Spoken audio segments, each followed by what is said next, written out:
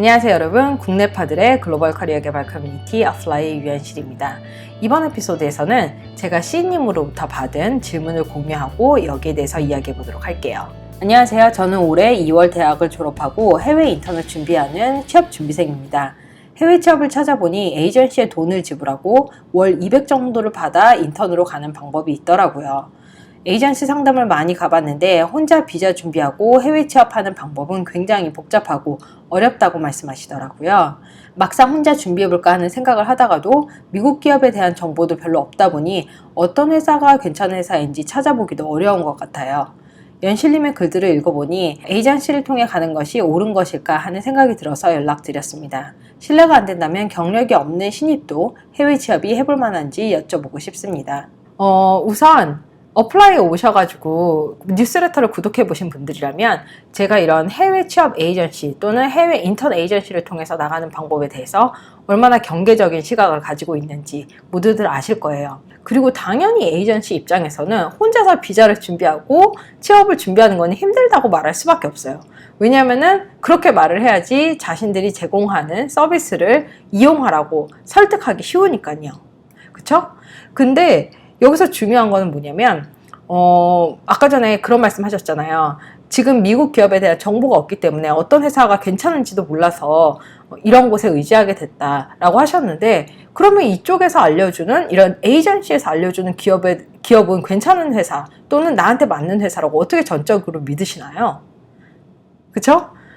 그런 것에 대해서 하나하나 조사해 나가는 방법, 하나하나 준비해 나가는 방법을 배우실 생각을 하지 않고 정말 단기적으로 쉽게 다른 사람한테 모든 걸 정말 돈 주고 맡겨버린다면 나중에 정말로 후회하실 수 있는 상황이 올 수도 있어요. 제가 신입의 경우 해외 취업 에이전시를 통해서 나가면 안 된다, 나가면 된다 라고 단정적으로 말할 수는 없어요. 하지만 이분이 질문 주신 것처럼 정말 어떤 회사가 나한테 맞는지, 어떤 회사가 정말 괜찮은지 그거를 알아보는 방법이 궁금하다면 그거에 대해서 도와드릴 수는 있어요.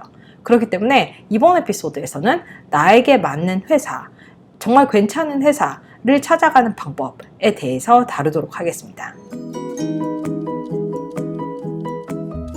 기업을 고를 때에는 4가지 요소에 대해서 꼭 알아봐야 된다고 생각을 해요. 근데 이 4가지에 대해서 바로 말씀드리기 전에 한 가지만 제가 먼저 주의를 드릴게요. 이런 4가지 요소를 고려해서 나에게 맞는 회사를 추리는 것, 그 과정 자체는 내가 생각했던 것보다 조금 길어질 수도 있어요. 그렇기 때문에 내가 지금 당장 취업이나 이직을 하는 상황이 아니더라도 천천히 아이쇼핑하면서, 회사를 아이쇼핑하면서 내가 다음으로 타겟해야 될 곳은 어떤 것들이 있는가 라면서 리스트를 만들어 놓는 것이 굉장히 중요하다고 생각해요. 그래야지 기회가 왔을 때 그 기회를 잡을 수가 있는 거죠. 자, 그러면 이제 회사를 고를 때 봐야 하는 4가지 요소는 뭘까요? 바로 첫 번째는 배움의 가능성이에요. 한국에서는 브랜드 네임이 굉장히 중요하기 때문에 무조건 큰 회사에서 더 많이 배울 수 있을 것이다 라고 생각하는 경향이 조금 있는데요. 그럴 수도 있지만 아닐 수도 있어요. 왜냐하면 큰 회사에서는 어떤 한 펑션을 굉장히 작게 쪼개서 한 사람이 그 작은 부분만 맡아서 효율적으로 일할 수 있도록 하는 곳이 굉장히 많거든요. 하지만 작은 회사의 경우 사람 인력이 적기 때문에 조금 더 한 분야에 대해서 많이 커버하는 부분이 많아질 수도 있어요. 어떤 것이 나에게 맞느냐는 내가 가고자 하는 방향에 따라 조금 더 다르겠죠. 내가 한 작은 분야의 스페셜리스트가 되고 싶다. 그러면은 그쪽 거를 배울 수 있는 곳을 선택을 하고, 아니면 내가 몇 년 뒤에는 제너럴 매니저가 되거나 아니면은 조직을 나와서 내 사업을 하고 싶다. 이럴 경우에 조금 더 넓은 커버리지를 경험해 보는 것이 도움이 될 수도 있겠죠. 그렇게 자신의 우선순위를 생각한 다음에 내가 배우고 싶은 것들은 어떤 건지 우선 나열을 해보세요. 그렇게 나열한 키워드를 글라스도어나 아니면 링크드인에 가서 한번 검색을 해보는 거예요. 그러면 이렇게 내가 배우고 싶은 요소들을 커버하는 그런 포지션들이 보일 거예요. 근데 아무리 같은 포지션 이름이라고 할지라도 회사에 따라서 이 포지션이 하는 일이 굉장히 다를 수도 있거든요. 그 채용 공고에 들어가서 이 포지션에서 정확하게 다루는 일들이 무엇인지를 확인해 보신 다음에 그 포지션에서 다루는 일들이 내가 배우고자 하는 것과 훨씬 더 많이 일치한다. 그러면은 그 회사들을 우선 리스트업 해두세요. 그리고 나서 그 다음에 하나씩 추려가도록 하는 거예요. 두 번째 봐야 될 요소는 뭐냐면 바로 커리어 옵션이에요. 지금 제가 그랬잖아요. 같은 포지션 이름이라도 조금 다른 일을 할 수 있다고. 그렇기 때문에 이 포지션을 거친 다음이 다를 수도 있어요. 이런 것들을 알아가기 좋은 곳은 바로 링크드인이에요. 링크드인에서 내가 관심 있는 회사, 이 포지션을 담당했던 사람들을 찾아보세요. 링크드인을 검색하면은 지금 이 포지션을 갖고 있는 사람들 뿐만이 아니라 과거에 이 포지션을 갖고 있었던 사람들도 찾을 수 있거든요. 그러면은 그 사람들이 이 포지션을 경험한 다음에 어디로 나갔는지를 한번 보는 거예요. 만약에 내가 리스트업한 A라는 회사에서 내가 관심 있는 이 포지션을 거친 사람들이 이 다음으로 정말 내가 관심 없는 곳으로 정말 많이 빠지고 있다라고 한다면 그거는 내가 원하는 길이 아닐 수도 있을 것 같아요.